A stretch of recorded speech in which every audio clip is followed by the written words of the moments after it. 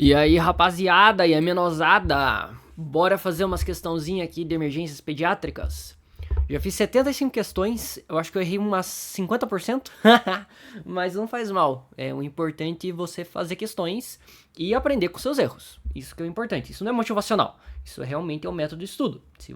Quanto mais questões você faz, mais você vai ver o que cai, mais você vai ver o que você tá errando, mais você vai conseguir acertar, certo?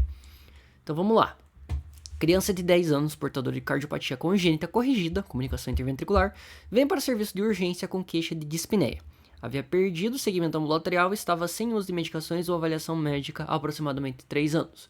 Durante sua avaliação, a criança foi apresentando deterioração clínica progressiva, evoluindo com perda da consciência e monitor, evidenciando linha reta, sistolia. Você encontra sozinho na sala de vermelha, no momento. Qual é a sua conduta diante de um quadro clínico em questão? Ou seja, então a gente está tendo uma criança com assistolia, certo? O que a gente precisa para responder essa questão provavelmente, né? Porque eu ainda não li as alternativas. Mas é basicamente ritmos chocáveis e não chocáveis. Quais são os ritmos chocáveis, né? A gente vai ter ataque ventricular sem pulso, TVSP, e a fibrilação ventricular. Esses são os dois ritmos chocáveis que existem. Não existem outros ritmos chocáveis. São os ritmos desfibriláveis, basicamente, né? Quais são os não chocáveis? A ESP, que é a atividade elétrica sem pulso, e a sistolia. A gente tem uma criança com assistolia. Então a gente não vai desfibrilar essa criança. Então tudo que tiver de desfibrilação aqui a gente já pode tirar. Então definir se houver parada cardiorrespiratória caso seja confirmado iniciar reanimação cardiopulmonar com desfibrilador. Não! Vai embora.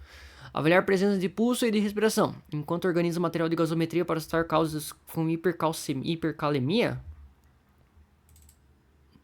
Faz nem sentido, né? Iniciar manobras cardiovasculares com pressão torácica na proporção 15:2, enquanto aguarda desfibrilador? Não tem por que aguardar desfibrilador, né? Verificar pulso e respiração, além dos cabos, ganho e derivação, enquanto pede ajuda a iniciar complicações cardíacas. Essa questão tá muito boa, essa é a alternativa aqui. Porque realmente, a sistolia a gente tem que verificar para ver se não é erro ali na máquina mesmo, né? A gente precisa verificar o pulso, a respiração, ver se a criança tá bem ali, porque pode ser que só tenha desconectado um cabo. E mesmo que não tenha desconectado, ela esteja com a sistolia, a gente vai iniciar a compressão cardíaca, caso ela esteja realmente com a sistolia, a gente não vai desfibrilar. Proceder a manobras de reanimação cardiovascular e administração imediata de adrenalina venosa? Não, né? A gente não vai administrar adrenalina de cara assim. A gente primeiro vai fazer um ciclo, ver se ela se recuperou. Se não recuperou, a gente pensa em administrar alguma droga, certo? Então é a alternativa D. Aí, ó, acertamos. Podia ser que eu tivesse errado ainda, né? Eu tô fazendo ao vivo aqui com vocês, eu não fiz essa questão ainda. Vamos lá. Um paciente de 2 anos, sexo feminino, sem antecedentes relevantes, apresenta quadro de febre de até 39,8 graus, vômitos e prostração há 2 dias. Hoje estava sonolento e apresentou episódios incríveis e convulsiva tônico-clínico generalizada com duração cerca de 10 minutos. Então a gente tem uma criança que está com uma crise convulsiva, se for febril, né, como ela tem temperatura alta, é uma crise simples, porque é menor que 15 minutos. Revisar isso aqui também, ó. Crise convulsiva febril. Nós vamos ter a simples e a complicada. Diferença entre elas: menor que 15 minutos. Oh, meu Deus. Maior que 15 minutos. Certo? Vamos lá, então. Assinale a droga e a via mais apropriada para o controle da crise convulsiva nesse momento. Tá, não perguntou nada do que a gente revisou. Mas vamos lá. O que a gente pode pensar? Mida o diazepam. Que eu me lembro é diazepam, né? O que muda o que vai mudar é da primeira para a segunda, da segunda para a terceira, né? A primeira opção que a gente vai ter vai ser algum benzodiazepínico, a segunda opção vai ser fenitoína e a terceira vai ser um fenobarbital, certo? E se nenhum dos três der certo, a gente vai ter que pensar em chumbar o paciente, vai ter que anestesiar ela realmente com propofol, enfim, né? Que eu me lembro de diazepam. Agora, eu não lembro a via, sinceramente. Pra mim que diazepam tem que ser... Midazolam tem que ser intramuscular. Então... Poderia ser A. Eu acho que a C não faz sentido. Diazepam também não acho que não seja intramuscular. Porque se for mida intramuscular, eu acho que o diazepam não seria intramuscular. Eu acho que diazepam seria...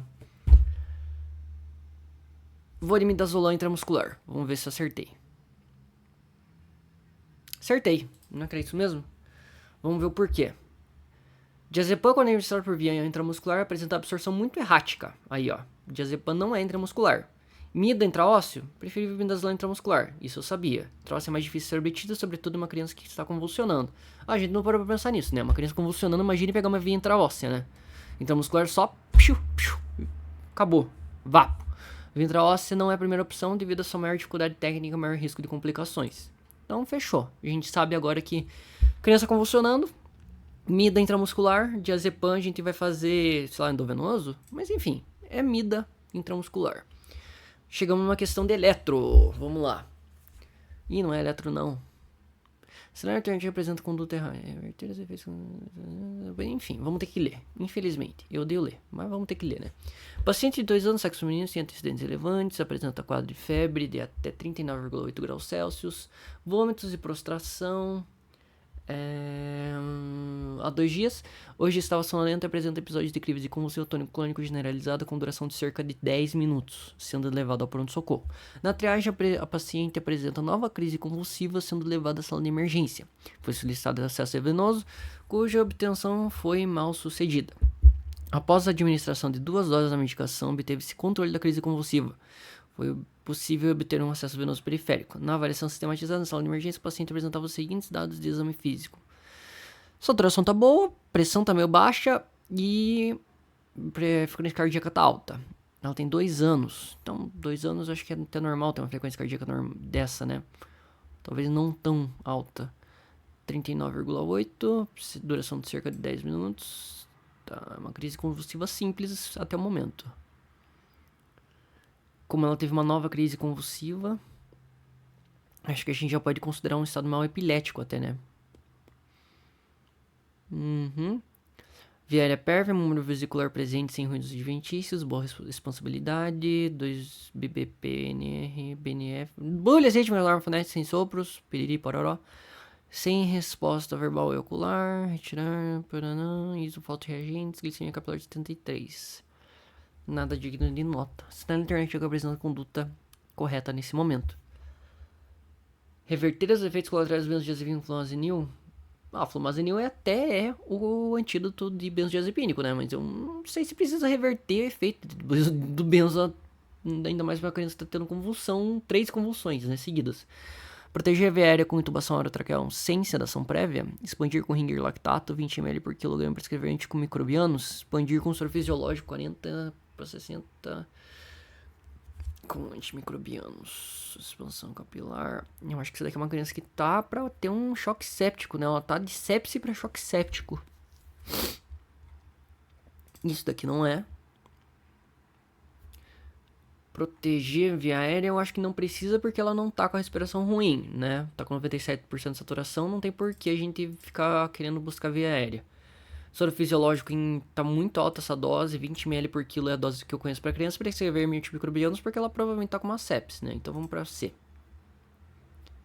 Acertamos. Bora, rapaziada, bora.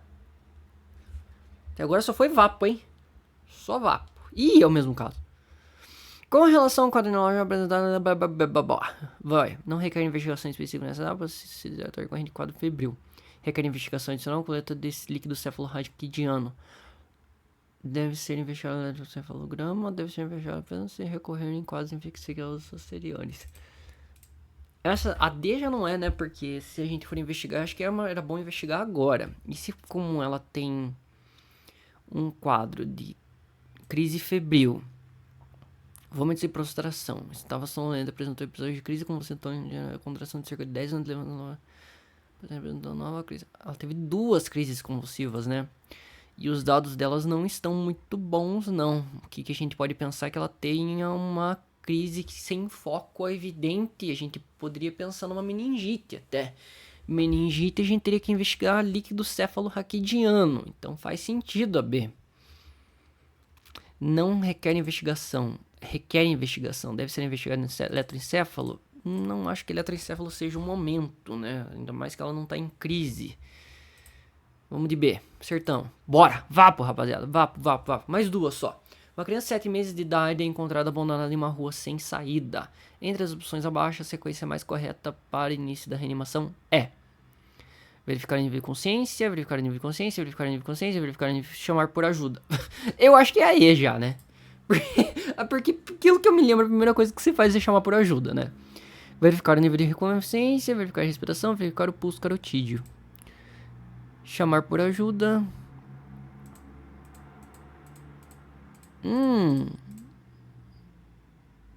É, faz sentido todas têm, né? Se não responder, chamar por ajuda. Bom, vamos tirar aí então. Aí. Verificar o pulso braquial, não. É o carotídeo, né? Verificar a respiração, verificar o pulso carotídeo, verificar o pulso braquial. Não. Galera, ver pulso em criança é carotídeo, tá? Não é braquial. Criança já tem artéria pequena. Vai ficar vendo braquial pra quê? Já é difícil achar em adulto. Eu às vezes me erro de achar braquial. Vai no carotídeo. Pô, saco, né? Verificar a respiração. Verificar a respiração. Não, a primeira coisa que você verifica é a respiração, né? Você morre primeiro do quê? De pulso ou de respiração? Acho que é de respiração, né? Então é C. Bora. Ih, errei.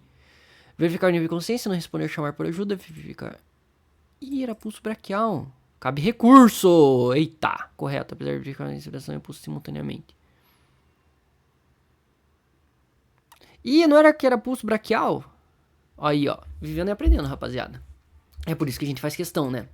Na minha cabeça era pulso carotídeo. Enfim, vamos lá. Então a gente aprendeu, ó. Agora, deixa eu até colocar aqui, ó, no meu resuminho, meu caderninho de erros.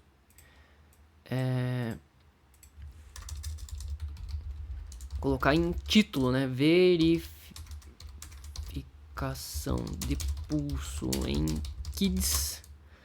Pulso braquial. Não carotídeo. Pronto. Se a gente tivesse isso, a gente tinha acertado, porque a sequência tá igual, né? Verificar o pulso. Foi só o pulso que mudou. 80. Bora lá. Criança, 2 anos e 1 mês. Sexo feminino foi trazido pela mãe ao pronto atendimento devido ao quadro de convulsão. Mãe relata que há cerca de 10 minutos, o paciente apresentou perda de consciência e contrações tônico-clônicas generalizadas por cerca de 5 minutos e que agora encontra-se sonolenta. Refere também que está com quadro de gripe, tosse, coriza e febre. Há 2 dias de que apresentou o quadro descrito logo após ter administrado dipirona na criança. Por estar com febre de 38,7 graus, nega o episódio com sintomas anteriores. Exame físico, criança febril, 38 graus, sonolenta e irritada. Frequência respiratória 34 IPM, boa perfusão periférica, sinais benignos e outras transões. Entre a melhor conduta é. Putz, eu não consigo nem prestar atenção na questão. O que é uma criança que foi trazida? Quadro convulsão. Mãe relata que é cerca de 10 minutos. Pergunta. Chega de 5 minutos, que é sonolenta. Fenitoína. Eletroencéfalo. Iniciar fenitoína. Solicitar avaliação neuro. Não, né? Solicitar eletroencéfalo na tomografia de grande quadro líquido. E alta com orientações. Mas ela tá com febre, não tá?